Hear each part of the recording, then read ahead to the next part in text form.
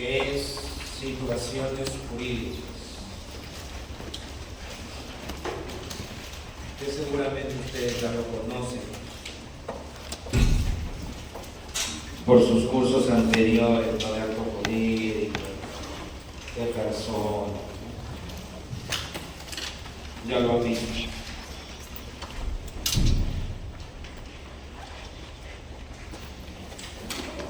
La teoría de las situaciones jurídicas subjetivas es importante porque nos permite comprender varias instituciones clave del derecho civil patrimonial, como la relación obligatoria, que es el protagonista o la protagonista de este curso. El ser humano, el sujeto de derecho, no solamente tiene derechos y deberes. Reitero, esto es algo que ustedes en esta altura ya deben tener claro. En el colegio, en la educación cívica, o no sé cómo se llame ahora, formación ciudadana, no sé cómo, bueno, pero viene en el examen de admisión, cuando uno está en la academia, qué sé yo, y te dicen, no, en el cole, derechos y deberes, ejercita tus derechos, cumple tus deberes. Tus derechos terminan donde empiezan los de los demás, ¿no? Y tienes que respetar el derecho a todo. Pórtate bien.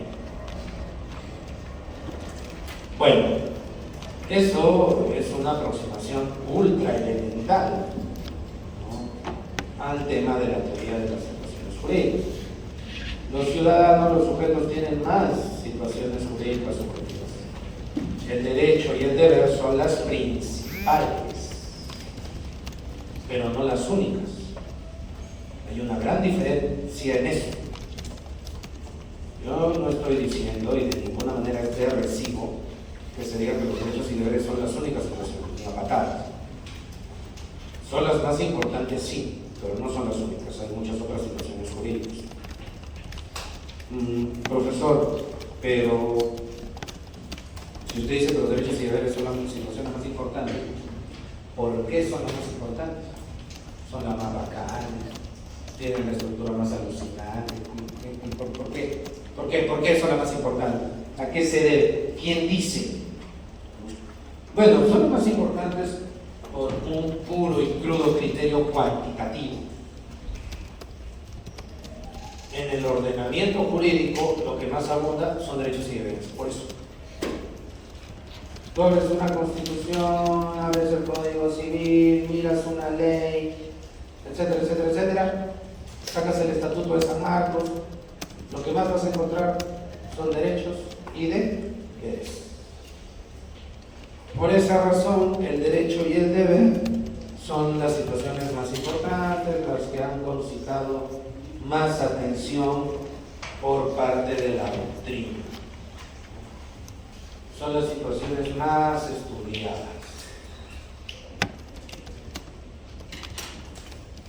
favoritas en la doctrina, tanto nacional como extranjera. A fines del siglo XX pasó. El profesor Freddy Escobar publicó dos trabajos clásicos que lo pueden descargar de Google. Uno, el derecho subjetivo, y otro, el deber jurídico. Dos ensayos, la verdad, dentro de la doctrina nacional clásica. Uno del año 98 y el otro del año 99. Y parte de esos ensayos nos van a servir para esta clase. Para entender esta dinámica de las situaciones jurídicas subjetivas hay que tener en cuenta tres conceptos básicos que ustedes ya conocen seguramente por economía. Número uno, la necesidad. Número dos, los bienes. Número tres, los intereses. Necesidad, bien e interés.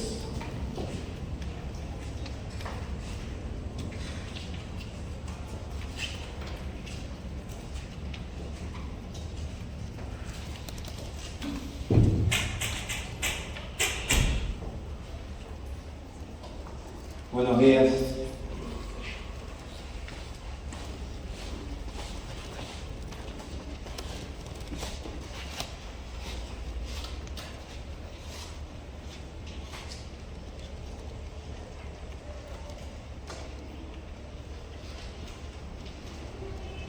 ¿Qué es la necesidad? Un estado de carencia. El sujeto siente que le falta algo o también alguien. Claro, extraña a un familiar, extraña a un ser querido que está lejos o caramba, de repente ha fallecido.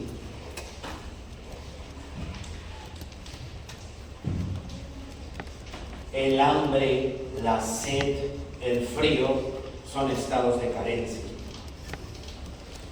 ¿Cómo el sujeto supera esos estados de carencia? Ustedes bien saben, con los bienes. Pero aquí estoy utilizando el término bien en sentido muy amplio, puesto que se incluye, o estamos incluyendo, mercancías,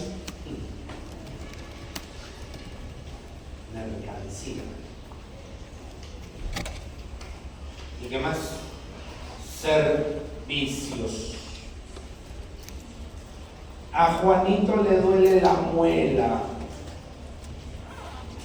va a tener que apuntar, requerir los servicios de un odontólogo, un estomatólogo. Allí el servicio médico, el servicio odontológico,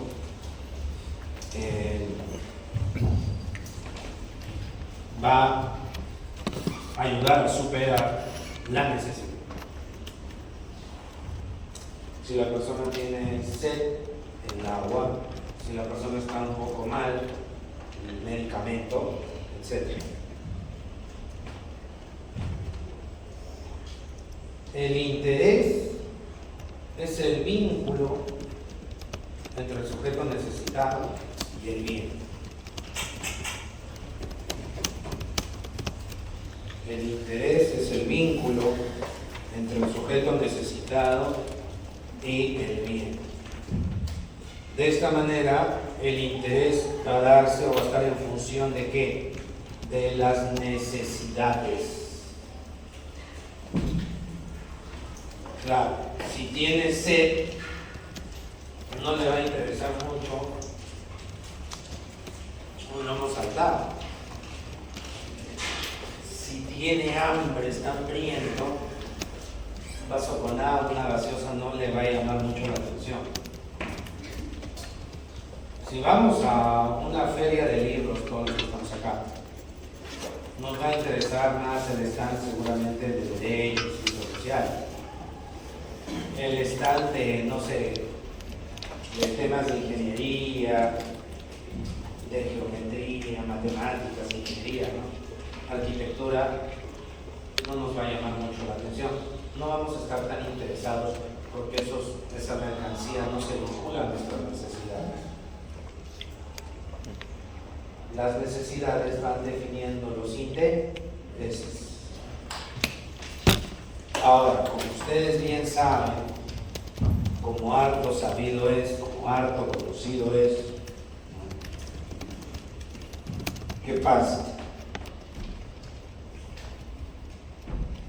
Las necesidades son ilimitadas, o como dicen los profes, infinitas.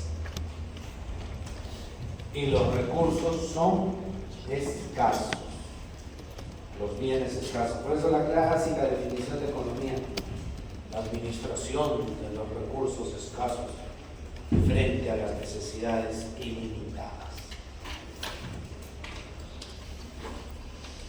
¿Eso qué genera, doctores? Conflicto de intereses.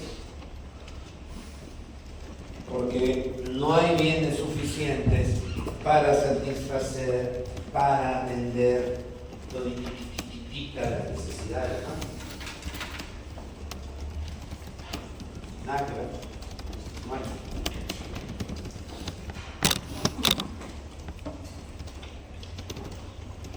no hay esa cantidad de activos, no hay esa cantidad de bienes.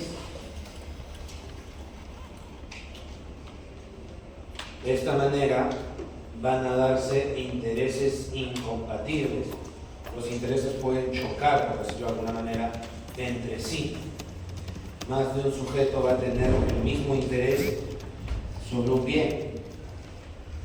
Allí, para entender, y mucha atención con esto, por favor, para entender la idea de conflicto de interés en derecho, es insuficiente o es incorrecto decir o asumir haya dos intereses o más intereses concurren sobre el mismo bien y dejarlo ahí.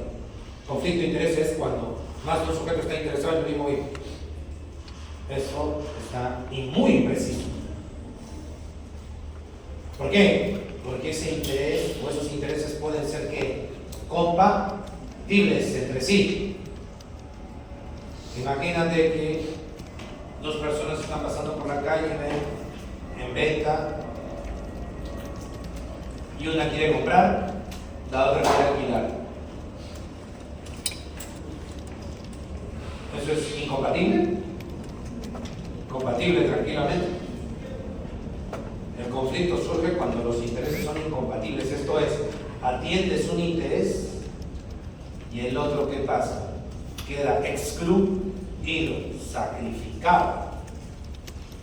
Cuando dos intereses concurren de manera incompatible, la realización de un interés implica el sacrificio del otro interés.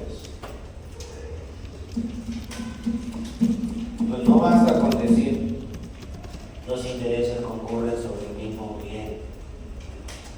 No, tiene que haber ¿qué cosa? Incompatibilidad.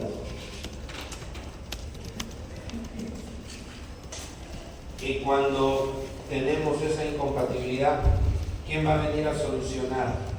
La norma jurídica. La norma.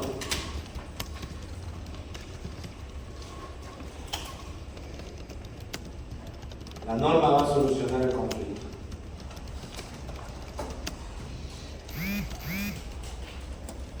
¿Qué pasó, doctor? ¿Tan rápido voy a sancionar a alguien? ¿En el celular? Sí, que no tengo la... ¿No tienes un cuaderno? Si van a notar que sea en laptop o cuaderno, y esto del teléfono, por esta vez, los celulares como blog de notas no. Eso es para reuniones, para la clase. Ya, prosigo entonces, para ir cerrando antes del break. ¿Quién va a solucionar el conflicto? La norma. Desde la época, dentro de la concepción tradicional de la historia,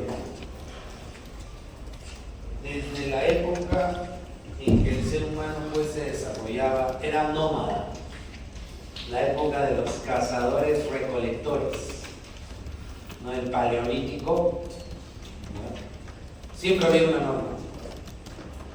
Claro, en esos años o en esas épocas era la norma de ¿qué? El más fuerte, la llamada ley de la jungla o ley de la selva.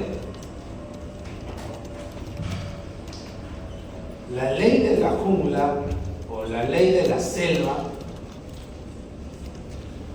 era la norma para solucionar los conflictos. Eso con el tiempo ha ido cambiando y son ya otras consideraciones las que entran a tallar para resolver un conflicto de interés. Pero algo concreto hay.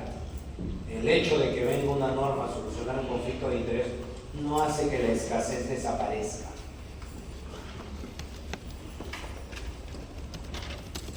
O por favor no se entienda como intervención política, ¿no?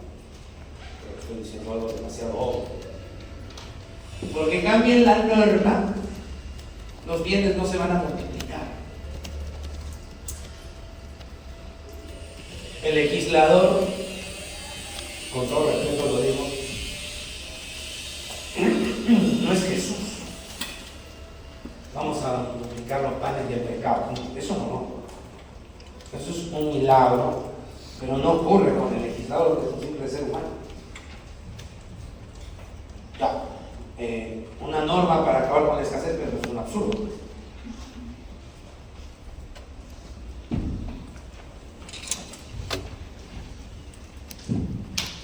¿Qué quiero decir con esto? Que la norma siempre, esa es su característica, es su esencia. Las normas, doctores, métanse bien esto en su cabeza, porque muchas veces uno se olvida, ¿no? Sobre todo cuando hace política se olvida. Las normas siempre sacrifican intereses. Yo no puedo criticar una norma por el simple hecho de que sacrifique un interés.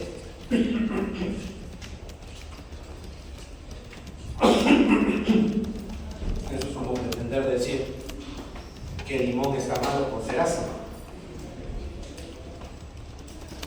Ahora, ¿qué interés se sacrifica? Ese es otro camino. Esa es otra discusión. ¿Qué interés se sacrifica y por qué? Allí sí hay un trasfondo, ¿qué cosa? Económico, salud, político, social, etcétera, etcétera, etcétera. En ese plano entra lo que Edgar Heimer llama las fuerzas modeladoras del derecho. Fuerzas psicológicas, fuerzas morales, fuerzas económicas, sociales, políticas, ideológicas, etcétera, etcétera. Pero la norma sí o sí tiene que sacrificar un interés. ¿Qué interés sacrifica? Ya es un tema extranormativo prácticamente. ¿Hasta aquí alguna pregunta? Bien, pasaremos al receso entonces, doctores. ¿Cuánto tiempo dura? Como decimos, máximo 10.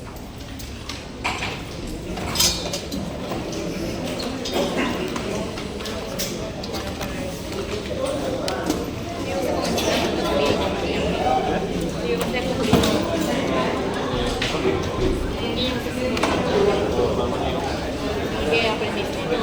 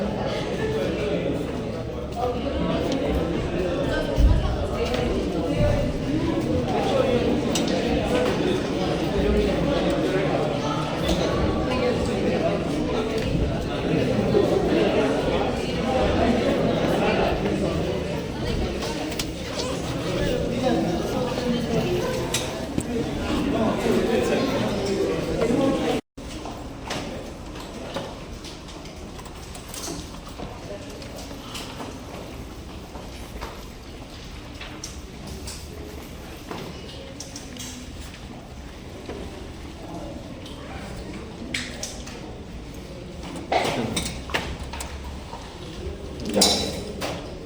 Bien, doctores, a ver, empezamos con la segunda parte de hoy. Decíamos que el ordenamiento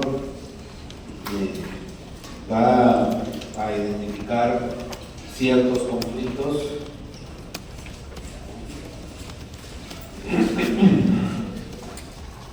y los va a resolver, pero esa solución de conflictos inevitablemente va a implicar sacrificio de interés y el beneficio de otro interés. Si no cabe esa posibilidad, si ambos intereses, si todos los intereses implicados pudieran salir bien parados, sin sacrificarse, eso no sería un conflicto. Y si no hay conflicto, el derecho ni siquiera tendría que intervenir ahí. El derecho va a intervenir en tanto y en cuanto haya incompatibilidad de intereses. Si los intereses no son incompatibles, como que el derecho no va a hacer mucho. El derecho está para el conflicto. Para eso está diseñado. Si no hay conflicto, no va a haber espacio para la norma como tal. ¿De acuerdo? Bien. Dicho esto, pensemos en lo siguiente. El artículo 350 del Código Civil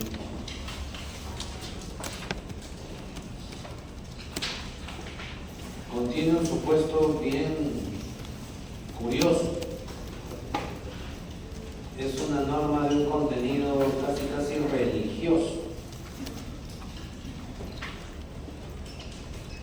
¿Qué sucede, doctores, si una pareja esposo se divorcia por adulterio?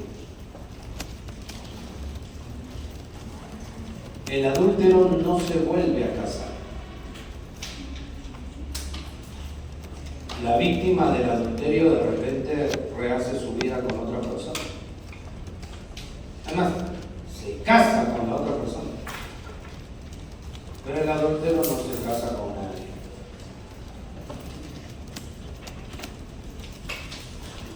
Ese adúltero, digámoslo así, por su desorden, cae en una gran crisis económica. O sea, termina literalmente, perdonen la expresión, jodido económicamente. ¿Qué dice la norma? Que su ex, por más casado que esté, tiene que rescatarlo. No es que puede rescatarlo, no es un derecho, tiene que.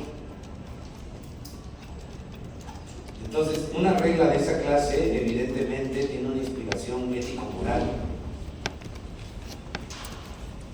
No hay tanto consideraciones de tipo económico.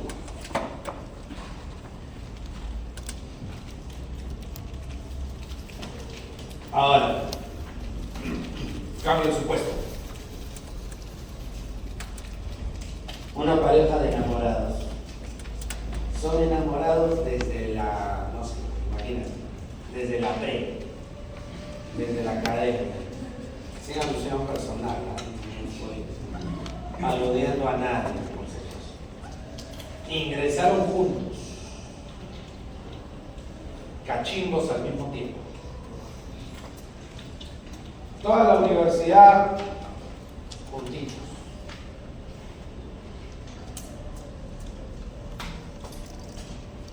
Cuando terminan la carrera, cuando empiezan a practicar, uno de ellos conoce a alguien.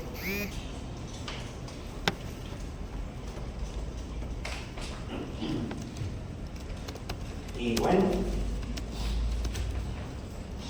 se rompe la relación de enamorados por una infidelidad.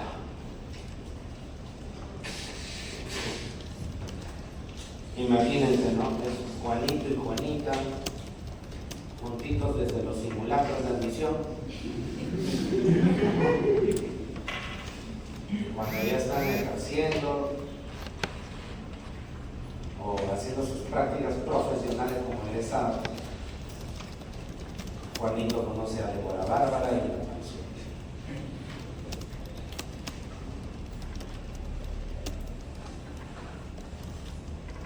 ¿Qué sanción hay para Juanito por el derecho?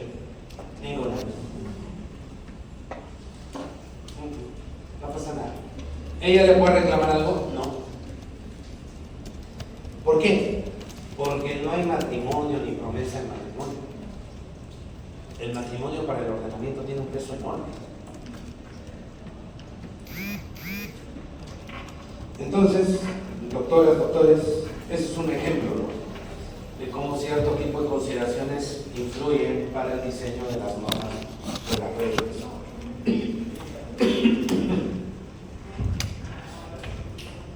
El derecho y el deber, decíamos, son las principales situaciones jurídicas. Y estas situaciones jurídicas, ¿quién las da? Las normas. ¿Cuándo las dan las normas? Cuando hay un conflicto. Y cuando hay un conflicto, el sujeto que tiene el interés más importante, o sea, el interés que va a salir beneficiado, tiene la situación que vamos a denominar de ventaja. Situación de ventaja. Mientras que el sujeto cuyo interés se considera menos importante y que se va a sacrificar es una situación de desventaja. Situación de ventaja, situación de desventaja.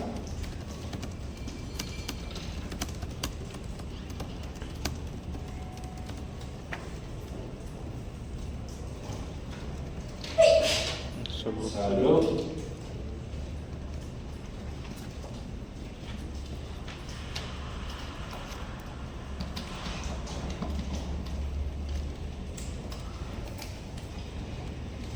El ejemplo emblemático de situación de ventaja es el derecho subjetivo y de situación de desventaja el deber jurídico.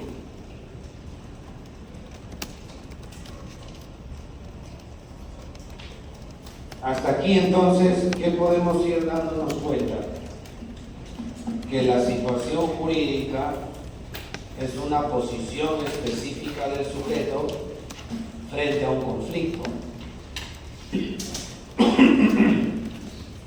Ya, la situación jurídica es una posición específica del individuo, del sujeto, frente a un conflicto y frente al ordenamiento, ¿no? ¿Quién da las situaciones jurídicas? El ordenamiento. ¿A propósito de qué? El ordenamiento jurídico se entiende, ¿no? ¿A propósito de qué? A propósito de un conflicto de intereses.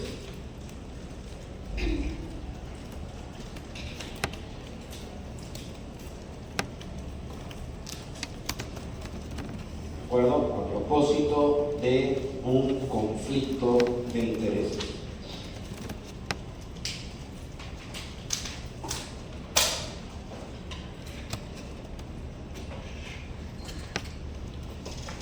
Eso por un lado. Por otro lado, doctores, por otra parte, como ya les había adelantado, derecho y deber no son las únicas situaciones jurídicas subjetivas, hay más. Dentro de las situaciones de ventaja, el derecho subjetivo es un tipo de situación jurídica. El deber jurídico dentro de las situaciones de desventaja es otro tipo. Pero hay más situaciones de ventaja y hay más situaciones de desventaja. Situación de ventaja, el derecho subjetivo. ¿Qué otras situaciones de ventaja hay? Por ejemplo, la expectativa y el interés legítimo. Y dentro de las situaciones de desventaja puede destacarse al estado de sujeción y a la carga. Estado de sujeción y carga.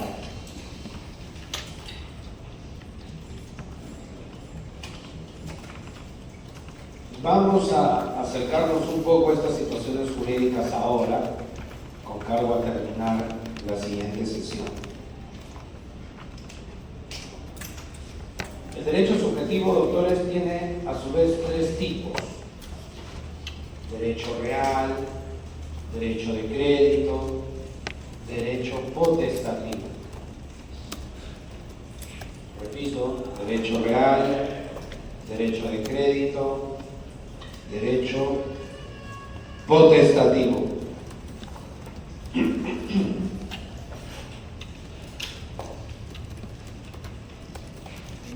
¿Qué pasa, doctores, con el derecho real?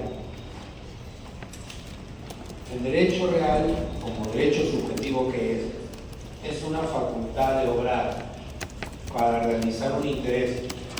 Eso es el concepto de derecho subjetivo en general, facultad de obrar para realizar un interés. Pero ¿qué pasa con el derecho real?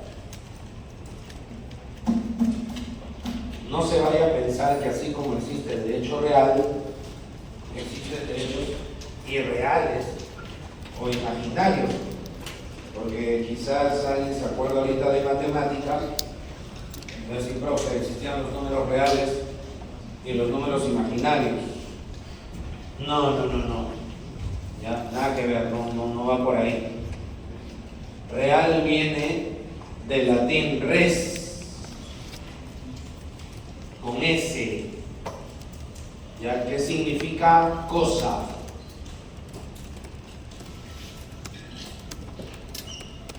Real viene del latín res, con S, que significa cosa. Entonces, ¿qué ocurre?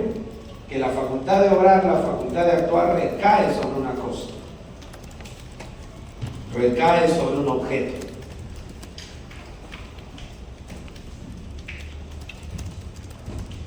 un paradigma de derecho real, ¿cuál es? La propiedad, el derecho de propiedad.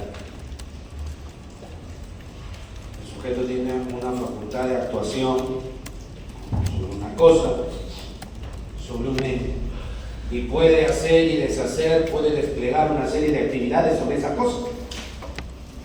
Eso es derecho propio. Hay más derechos reales, pero digamos que la propiedad viene a ser el derecho real más importante por su extensión, por las facultades o posibilidades que encierra.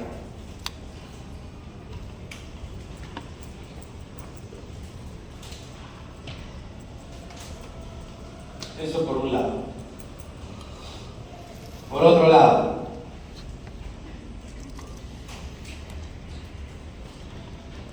el derecho de crédito, que ese nos interesa un poco más porque es central en este curso, es la facultad de exigir un comportamiento.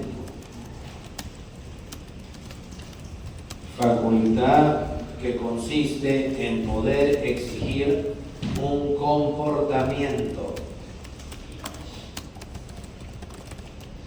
a otro. ¿Qué tipo de comportamiento, autor? Un comportamiento de carácter pecuniario, un comportamiento, una actividad que tiene un valor en el mercado. Entonces el sujeto va a realizar una actividad que tiene un valor en el mercado.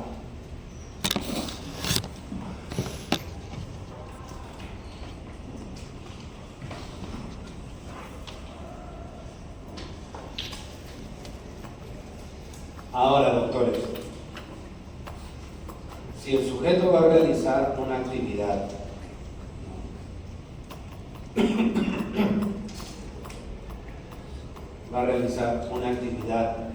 que tiene un valor en el mercado, ¿cómo definimos ese valor?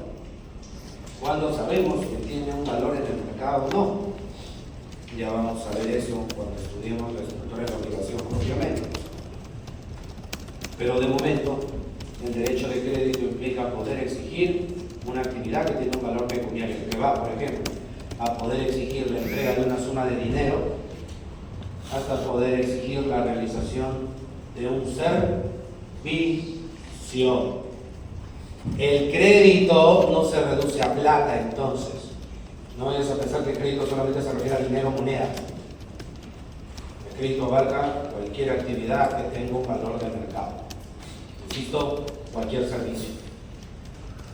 Si Juanito contrata clases de inglés o un personal trainer para sacar músculo, clases particulares en su casa, allí hay crédito. No solamente es esto. Luego está el derecho potestativo, que tiene un contenido interesante, ¿no? En el derecho potestativo el sujeto puede modificar, dentro del derecho potestativo el sujeto puede cambiar o alterar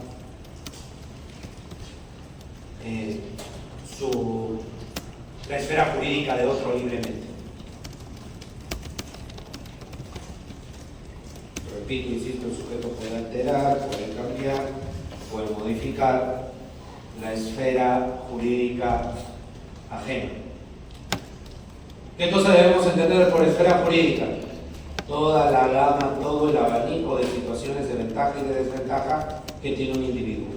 Nosotros, todos los que estamos acá, tenemos una serie de situaciones de ventaja frente a nuestros familiares, situaciones de desventaja también frente a familiares, frente a la universidad, situaciones de ventaja también, si estamos trabajando en el trabajo, practicando,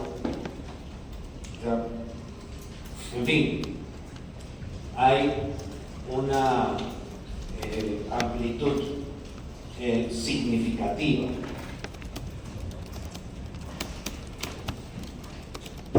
Hay una amplitud interesante. Entonces, aquí, autores, si consideramos todo, que son incontables, ¿no? Pero todas las situaciones de ventaja y desventaja que tiene un sujeto, sea persona natural, persona jurídica, ¿sí?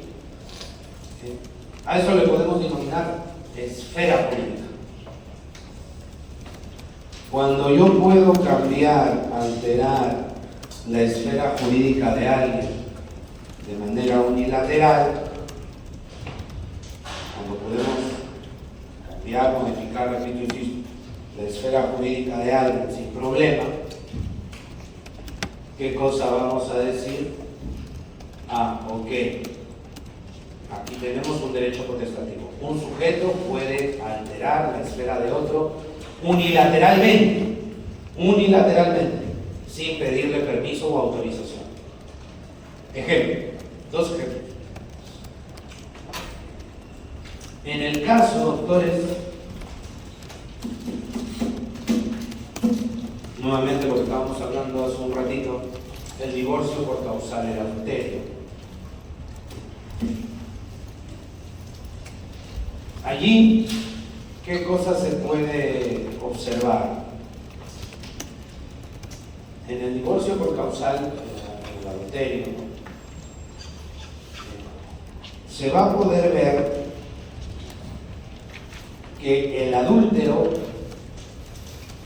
va a estar en una situación comprometida cuando se puede acreditar su adulterio frente al esposo o esposa que es víctima del adulterio. Ese esposo o esposa víctima del adulterio, por sí mismo, por sí misma, obviamente, sin tener que preguntar, puede solicitar ¿qué cosa? El divorcio. ¿Le va a tener que preguntar al infiel, oye, ¿nos divorciamos? No. Absurdo, ¿no? Va a poder promover que su esposo o esposa pase del estatus de casado o casada a divorcio.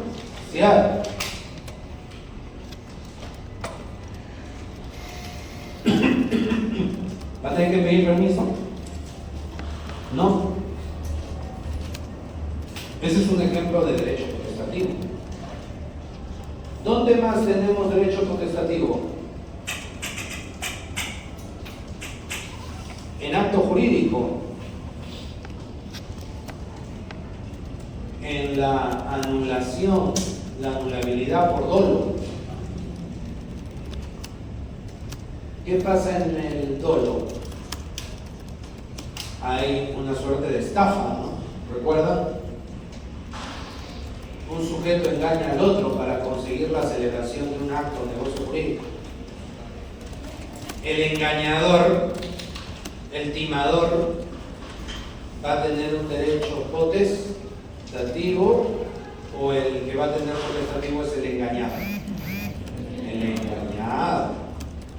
El engañado va a poder decidir si anula o no anula, sin tener que pedirle permiso al que lo estafó. Sería insólito, ¿no? Que tenga que pedir permiso. ¿No es cierto? Entonces, ese es un ejemplo de ¿qué? De anulabilidad.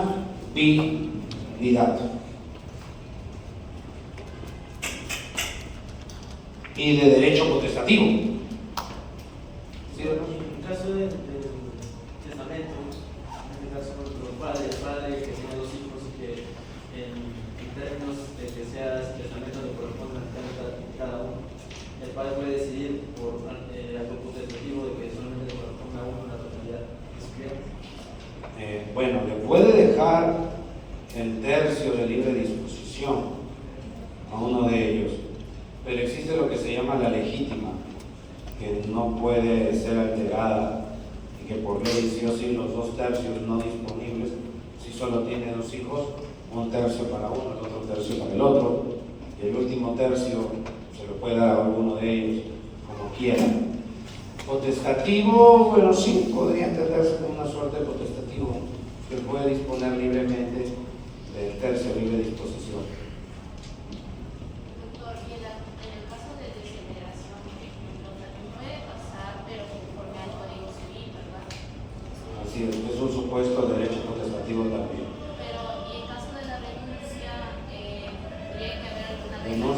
herencia, A la herencia. también es un derecho potestativo. Si quiero lo hago, si quiero no, y altero la esfera jurídica de mis otros coherederos, ¿no?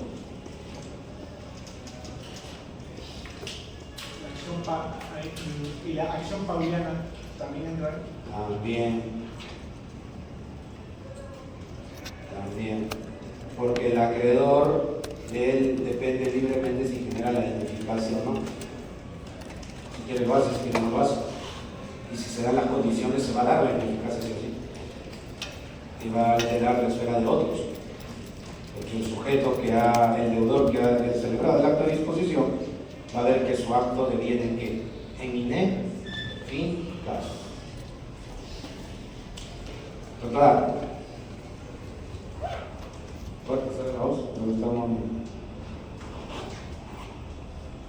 ¿Está tomando nota en el celular? ¿Está matriculada? ¿O es alumna libre? ¿O no hay espacio en la biblioteca? Sí, doctor, usted está al fondo, en la esquina. ¿Está matriculada? ¿Ha estado al comienzo de la clase o no? ¿O ha llegado tarde? ¿Escuchó las indicaciones que di al inicio? Sobre estar con el teléfono y haciendo otra cosa. ¿No escuchó? ¿Perdón? No le escucho. ¿Alguien le escucha?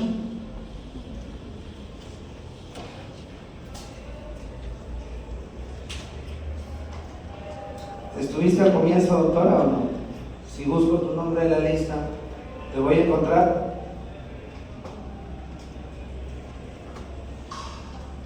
No estuviste al comienzo.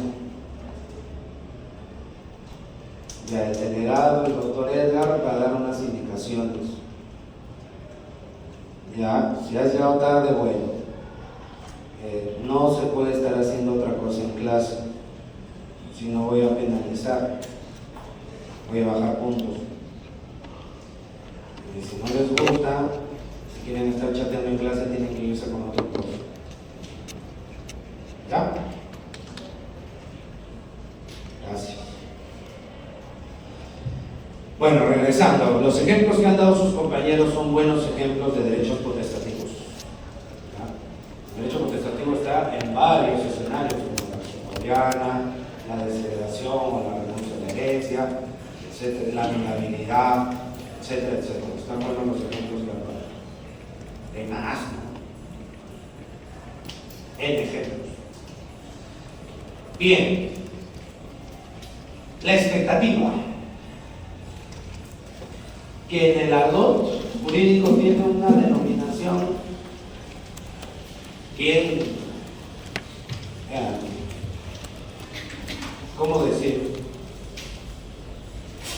Un nombre bien horrible, por decirlo de alguna forma. Derecho expectaticio. Así se le conoce.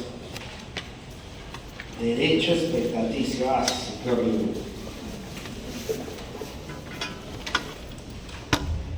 Es que la expectativa no es un derecho. Es como decir, no sé, por el caldo de gallina siempre es una vaina así. ¿Qué es esto? ¿No? El arroz con pollo sin pollo, una cosa así, ¿no? Derecho expectaticio no tiene mucho sentido, es un contrasentido. No es un derecho subjetivo porque no implica ninguna facultad. La expectativa es la perspectiva de adquirir un derecho, de adquirir un beneficio, si es que ocurre un evento determinado. Si ocurre un evento determinado en el futuro, va a acceder a algo. Hay que reconocer, mira, hace un ratito le decía, ¿no? Derecho real. Ah, profe, de repente existe derecho irreal o imaginario. No, porque ahí el sentido de real es otro, no tan vinculado al sentido coloquial de la palabra. En cambio, expectativa sí está, casi se identifica con el sentido coloquial del término. Uno está en una postura o posición expectante respecto de algo.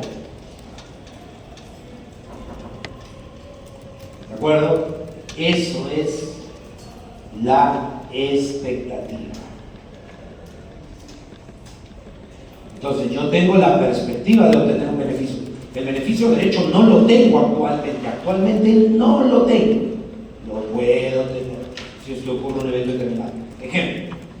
Dos ejemplos que ustedes ya han visto en sus cursos.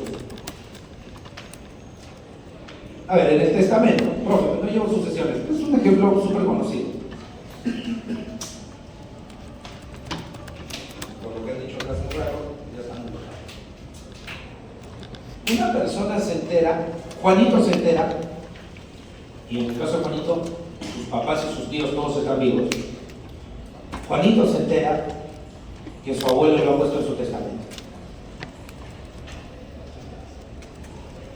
Juanito dice, uy,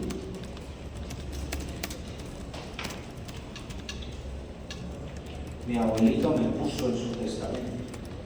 Me está dejando un tremendo terreno fértil en Lurín.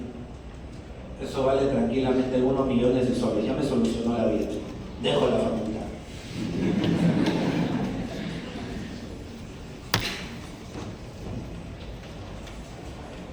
Entonces, el abuelo está vivo todavía. ¿Él es dueño de algo? No. Exacto. Mal puede decirse que Juanito tiene un derecho subjetivo sobre el terreno. No tiene nada. ¿Qué tiene, profesor? Una expectativa. Tiene la perspectiva de adquirir el derecho de propiedad, un derecho real. Si es que ocurre un evento determinado, ¿cuál será ese evento determinado? Que el abuelo fallezca, pero no solo que fallezca. Exacto, muy bien. Que no modifique el testamento. Dicho de otra forma, que fallezca sin cambiar de opinión. Que si cambia de opinión ya fue. Tiene que regresar a estudiar. ¿Pueden despertar? ¿Qué pasó? O sea, doctor, ¿qué pasó? ¿Tan aburrido está? Bueno, yo sé que no lo dije, ¿no? Yo pensaba que estaba sobreentendido, pero es cierto, no lo dije. Y lo voy a decir ahorita. No se puede dormir en el salón. No se puede dormir durante la clase. Si tienes sueño, un café, o te regresas a tu casa, o no sé, ¿no? En mi época había ciertos lugares, no sé si ahorita hay, pero no se puede dormir en el salón, por favor. Si alguien, un segundito, no intentes cambiar de tema, doctor, un ratito. Sé que quieres ayudarlo, un ratito. Si se sienten mal o algo, pueden retirarse a la clínica. Yo he usado alguna vez en la clínica cuando estaba en pregrado. No sé cómo será el servicio ahora, pero en mi época estaba en algo. Estaba en algo. No sé si alguien habrá muerto, no creo. Pero en mi época, bien. Entonces, no se puede dormir, ¿no? Y si alguien se siente mal, tiene que ir a la clínica.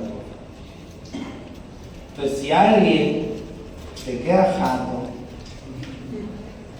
no va a ser 3 puntos, va a ser 5.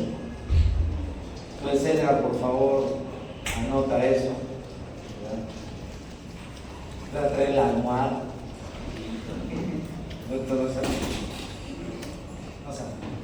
¿Ya recibo todo?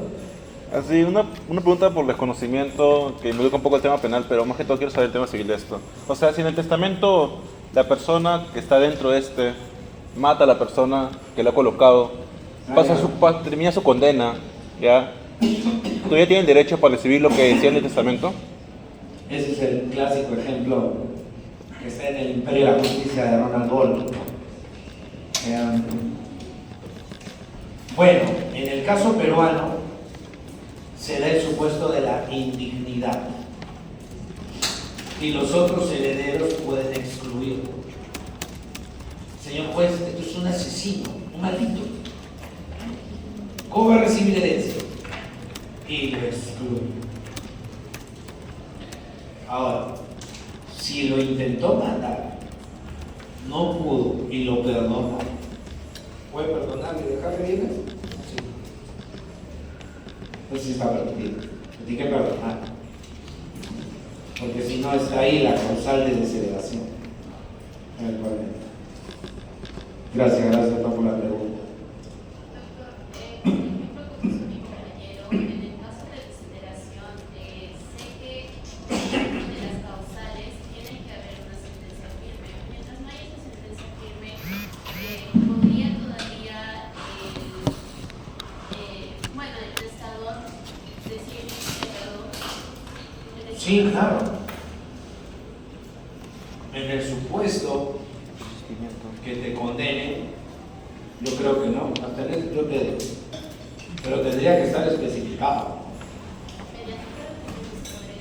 No en el mismo testamento. El testamento lo hace vida.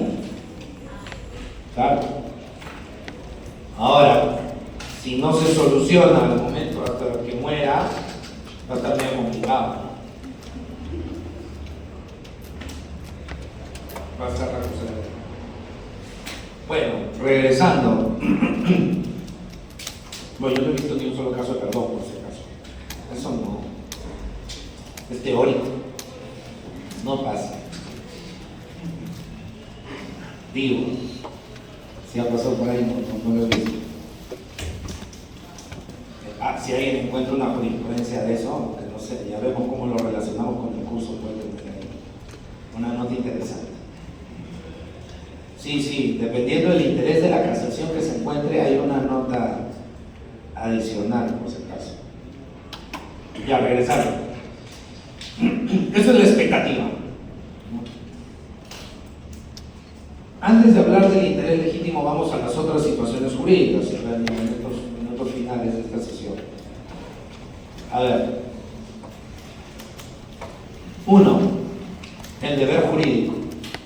Es un tener que hacer algo. Ya no es la facultad de hacer algo para beneficio propio. Repito, ya no es la facultad de hacer algo para beneficio propio. En el deber jurídico es un tener que hacer algo. Un tener que hacer algo para beneficio ajeno, para beneficio de otro.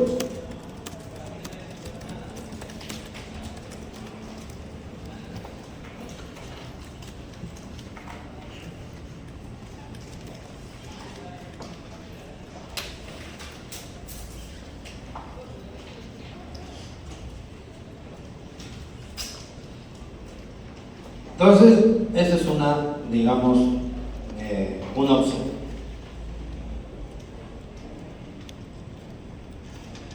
Ahora, ejemplo, pagar los impuestos, pagar los alimentos, deuda por alimentos. En un colegio o institución particular, pagar la famosa pensión, pagar la renta en el alquiler, pagar el precio en la compra-venta, pagar una deuda con el banco o con un particular, no son deberes. En el matrimonio, el deber de fidelidad. Deber de fidelidad que solo existe en el matrimonio. En los otros, un poco discutible. Como la unión de hecho se puede romper unilateralmente en cualquier momento, por ahí se discute hasta qué punto se puede hablar ahí de fidelidad. En cambio en el matrimonio no es así. Romperlo es todo un tema para el divorcio.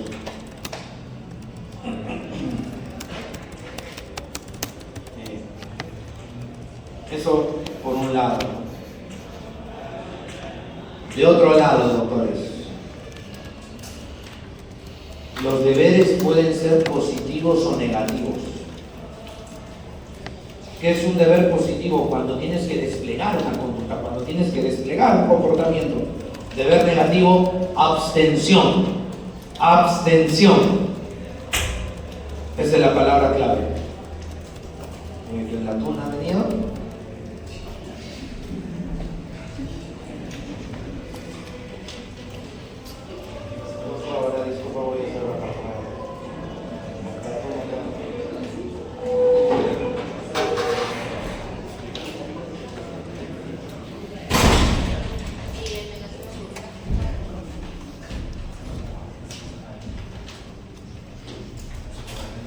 No la voy. Bueno, solo unos minutos más para ya.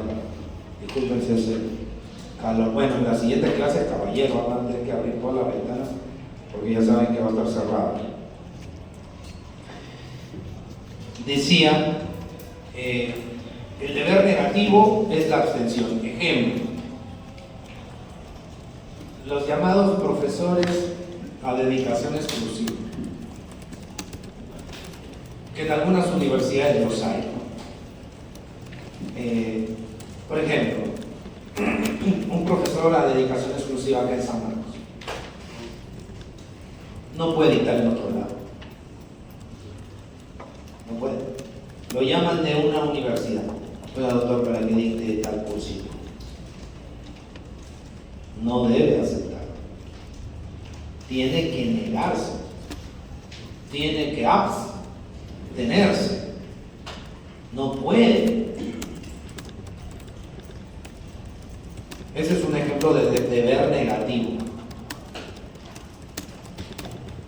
Otro ejemplo de deber negativo, los pactos de confidencialidad. Ya vamos a ver hasta qué punto algunos sí, algunos no y por qué. No puedes hablar de tal o cual tema. Deber negativo. Pactos de no competencia. Imagínense, ¿no? Juanito es nombrado gerente general de una empresa de plásticos. En su contrato está que luego de su renuncia o eventual separación, durante 2 años no puede ni directa ni indirectamente estar en el rubro de los plásticos. 2 años.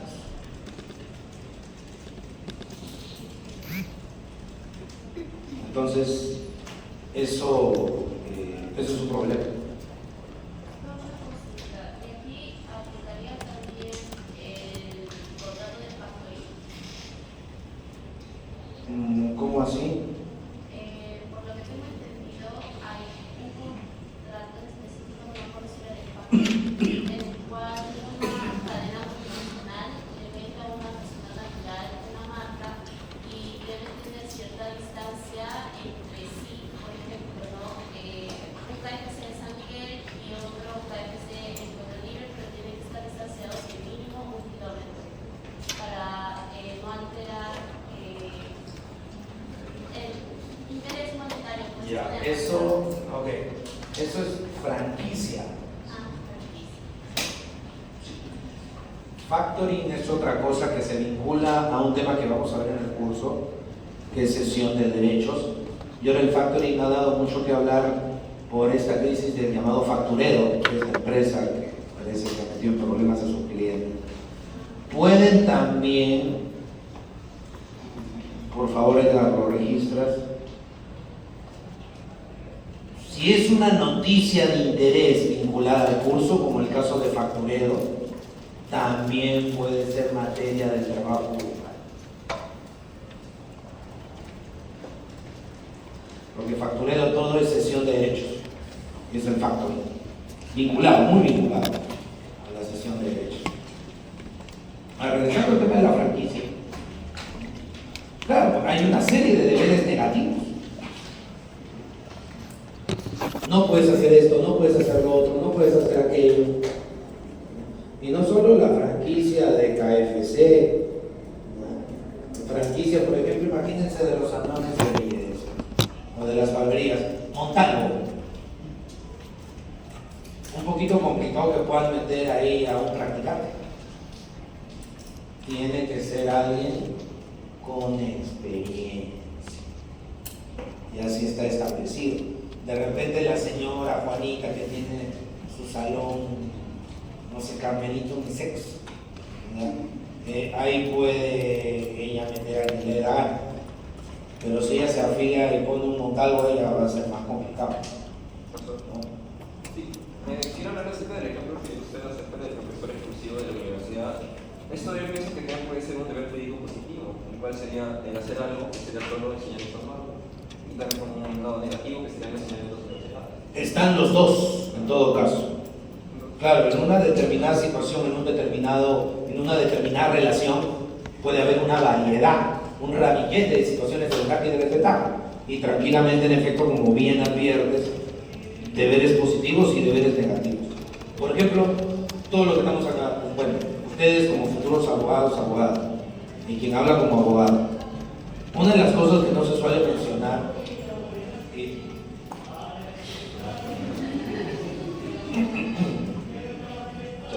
ahí están violando un deber negativo, me parece, de abstenerse de molestar la clase, pero bueno, no nos compliquemos.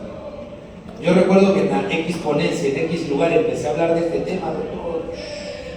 No toque ese tema, por favor, es medio tabú. Hay supuestos donde el abogado tiene que dar el servicio prácticamente de gratis. Es uno de los temas que a veces la población desconoce, la gente no toca, pero en rigor es así. Tú te puedes llevar pésimo con tu asesorado o asesorada. El clienta que tengas puede ser un mal, pésimo pagador o pagadora. Se aprovecha de su condición de adulta o adulto mayor, ya. Pero si tú no te vas a tiempo de su caso, formalmente, no renuncias, llega una audiencia, tú no puedes hacerte loco. Si no renunciaste con anticipación, tienes que ir porque puedes ser responsable de su indefensión. Y ya que te tenga que pagar, no sea, porque tú solito te has metido en ese predicamento, tú solita te has metido en eso por no renunciar a tiempo. Entonces, tienes que ir a la audiencia. Ya, ese es un deber positivo.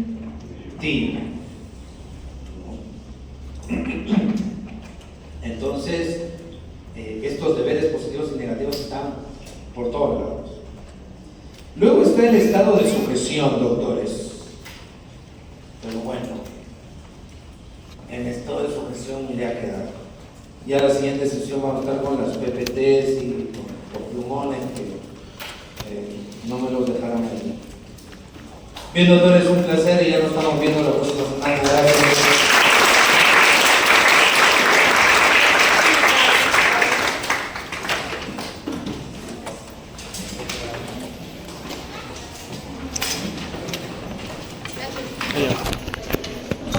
Listo.